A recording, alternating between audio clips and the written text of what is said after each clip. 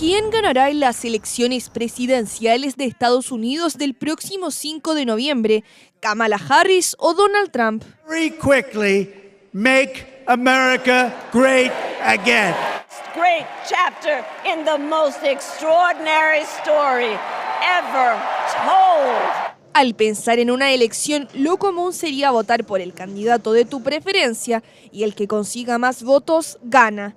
Sin embargo, en Estados Unidos este proceso es más complejo y no siempre gana quien más cantidad de votos acumula. ¿Por qué puede suceder esto? Y en definitiva, ¿cómo funcionan las elecciones en Estados Unidos? Es un sistema electoral indirecto, vale decir, no se vota en estricto rigor por los candidatos, sino que se vota por un cuerpo colegiado que en definitiva es el que en último término elige ese candidato. Ya les contaremos en qué consiste el colegio electoral, que adquiere una relevancia fundamental en el proceso para escoger al presidente de los Estados Unidos. Pero antes, es importante mencionar que el sistema político de Estados Unidos está dominado por dos partidos principales, el Partido Demócrata y el Partido Republicano, es decir, tiene una tradición bipartidista, y aunque existen otros partidos más pequeños, como el Partido Libertario o el Partido Verde, en las elecciones presidenciales los demócratas y republicanos suelen ser los protagonistas. El sistema electoral de Estados Unidos está basado en su constitución, creada en 1787, en que se optó por un sistema indirecto para asegurar la representación de los estados, no solo de los votantes. Pero además, el voto es voluntario. Por eso seguramente has escuchado a los candidatos más de una vez llamar de manera insistente a los electores. Get out there, let's vote for Get your family, get everyone you know, and vote. And again, Christians, get out and vote. ¿Cuáles son las etapas para llegar a ser presidente? Todo comienza con las primarias, en que ciudadanos votan para asignar delegados a su candidato. Luego están las convenciones nacionales, en que los delegados escogen el candidato para su partido, para posteriormente dar paso a las elecciones, donde cada ciudadano escoge su opción. Pero en realidad, lo que cada estadounidense hace es asignar electores a su candidato. Por último, mediante el colegio electoral, los electores de cada estado determinan quién será el presidente. Antes de la elección presidencial, cada partido realiza un proceso llamado primarias o caucus para elegir a su candidato. Las primarias son elecciones internas en cada estado donde los votantes registrados de cada partido eligen a su candidato preferido. El proceso de primaria es un proceso no definido ni a nivel federal ni a nivel nacional, sino que es definido por cada uno de los partidos. Son los partidos y la comisión asociada a cada uno de los partidos quienes definen la manera de determinar quién va a ser su candidato. En este caso, tanto el Partido Republicano como el Demócrata han definido que el candidato pase por una primaria abierta, con votación popular, que en concreto define a quién se va a presentar en la papeleta. Según el estado, se emite el voto en las primarias, que puede ser por urna, por correo o participando en un caucus. El candidato que recibe la mayoría de los votos en el estado gana delegados. Aquellos que forman parte del partido o aquellos que, porque hay algunos estados donde tú no necesariamente tienes que formar parte del partido, puedes votar eventualmente por tu candidato primaria. Una vez que ese proceso termina, se pasa a una gran convención, donde también cada uno de los estados de manera proporcional determina sus delegados que eventualmente entonces eligen a ese candidato. Hay una diferencia acá y es que dado que las reglas son definidas por el partido y no por el país, los delegados también son variables. En el caso tanto de los Partido Demócrata como el Partido Republicano tienen casi el doble de la cantidad de delegados de lo que se representa a nivel nacional. Y entonces son estos delegados que en representación de la totalidad del partido votan o en realidad reafirman la elección dada por el proceso de primaria y terminan entonces oficializando a un determinado candidato. En las primarias los candidatos no ganan votos directamente, sino delegados. Los delegados son representantes, que en las convenciones de cada partido votan por el candidato que ha ganado más votos en las primarias de su estado. Cada estado tiene un número determinado de delegados y el candidato que alcanza un número suficiente de ellos se convierte en el nominado del partido.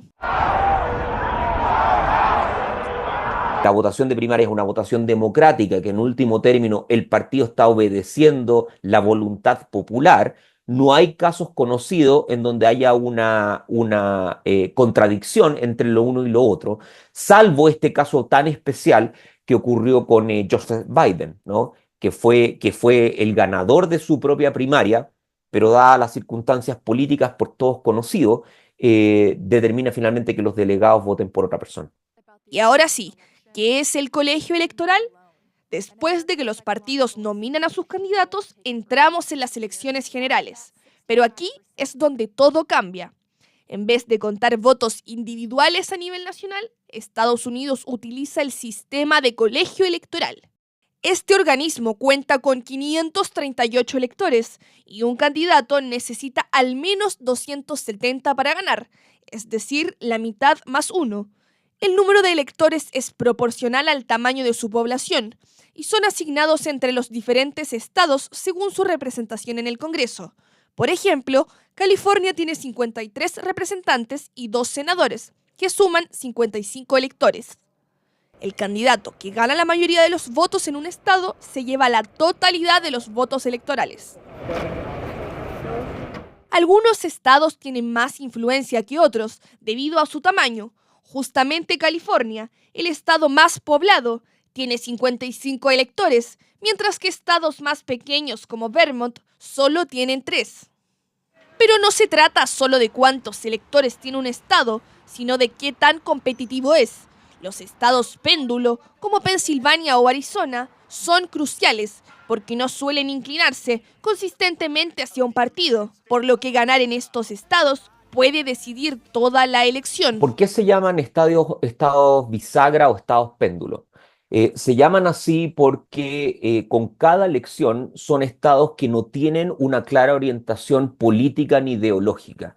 Entonces eso quiere decir de que, a diferencia, por ejemplo, de un estado como California, que rutinariamente vota por el candidato demócrata, o un estado como Montana, que rutinariamente vota por el candidato republicano. Estos son estados que oscilan entre un candidato de algún partido u otro dependiendo de la elección. Es decir, para la elección del año 2024 se han definido que son 7 los estados donde la ventaja de los candidatos es tan mínima que efectivamente podía ir para uno u otro lado.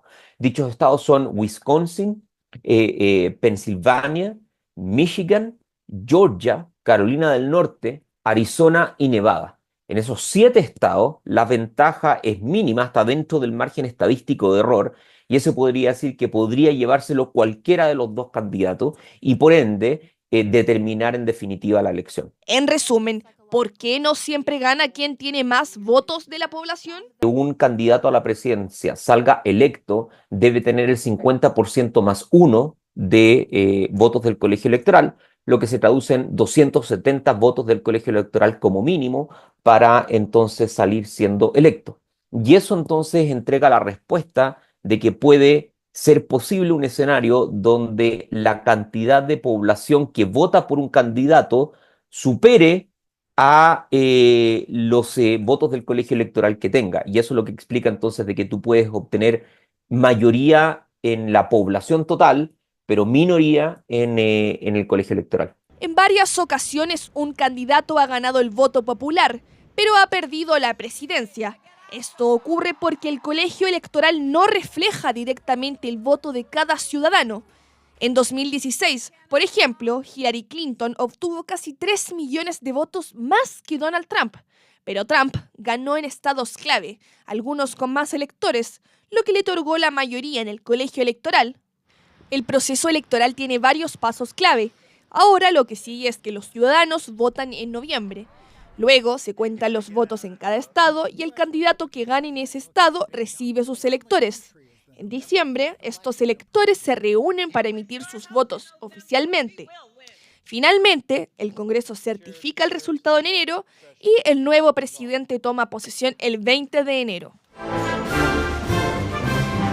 Aunque el proceso electoral de Estados Unidos es complejo y a veces polémico, está diseñado para representar tanto a los estados como a los votantes. En las próximas elecciones, comprender este sistema puede hacer una gran diferencia en cómo interpretamos los resultados. Thank you.